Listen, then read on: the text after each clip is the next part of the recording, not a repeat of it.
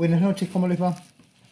Escúchenme, yo les había dado unos apuntes con respecto a los números primos y la divisibilidad de números. Bueno, el número primo es, vamos a empezar por ese lado, el número primo es un número que puede ser dividido únicamente por sí mismo y por uno.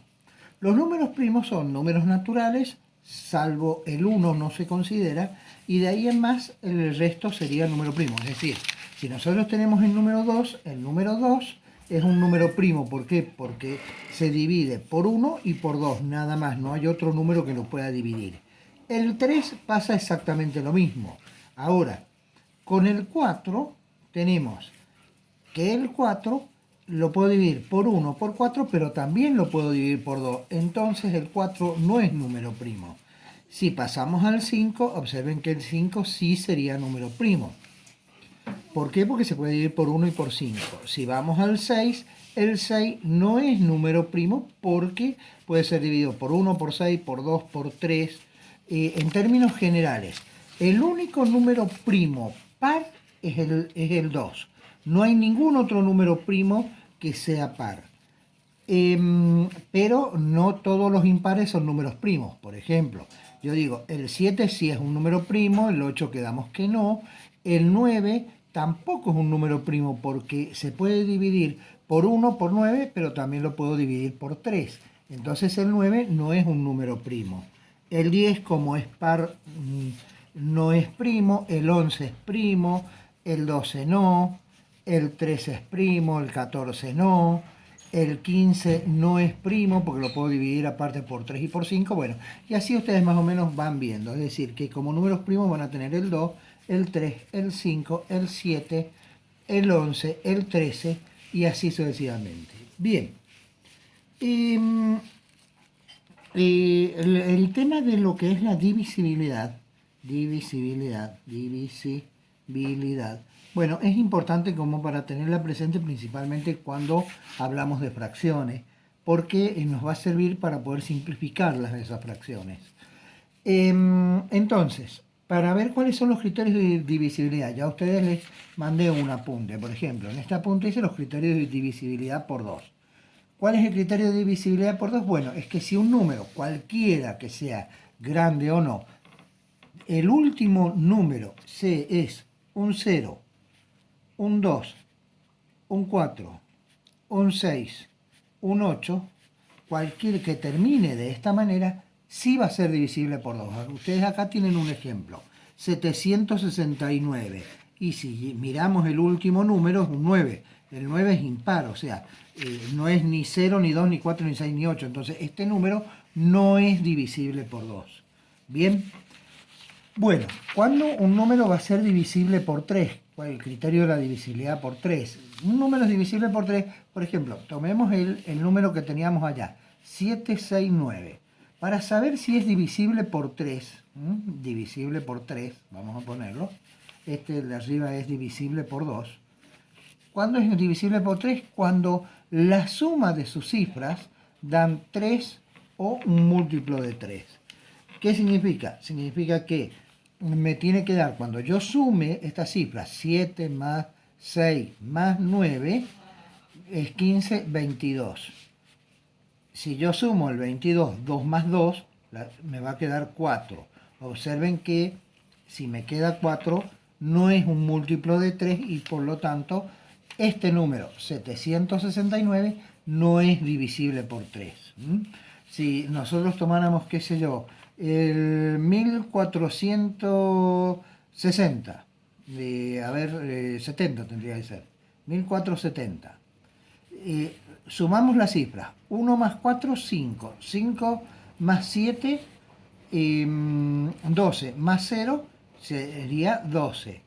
1 más 2 es 3, por lo tanto, como es 3, sí es divisible por 3. Entonces, el número 1470 es un número que es divisible por 3. La divisibilidad por 4. El criterio que se utiliza. Bueno, en realidad acá el criterio es que sus dos últimas cifras sean 0 o múltiplo de 4. Múltiplo de 4. ¿Qué significa esto? Por ejemplo, si yo les coloco a ustedes el número 722, voy a tomar las dos últimas cifras, pero el 22 no es múltiplo de 4. ¿Quiénes son múltiplos de 4? O el 20 o el 24. Esos sí serían múltiplos de 4. Es decir, si este número fuera 724, sí es divisible por 4 porque las dos últimos son múltiplos de 4. O si fuese 720, sí es múltiplo de 4 por eso. Porque las dos últimas cifras son múltiplos de 4. Es decir, 5 por 4 es 20.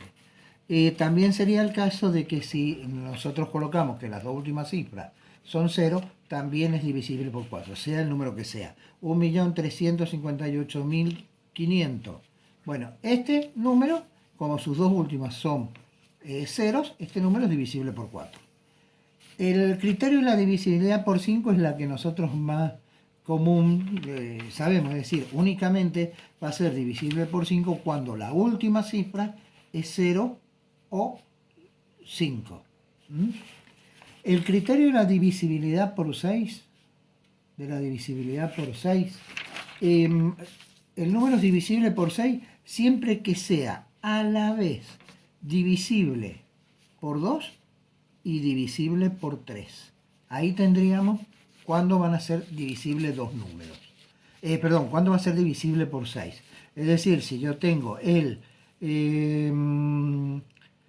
561. Bueno, 561, si yo, primero, este no es divisible por 2 porque termina en 1. Pero si yo sumo las cifras me da 12, que 1 más 2 es 3, y por lo tanto sí es divisible. Es divisible por 3, pero no es divisible por 2. Entonces, no es divisible por 6.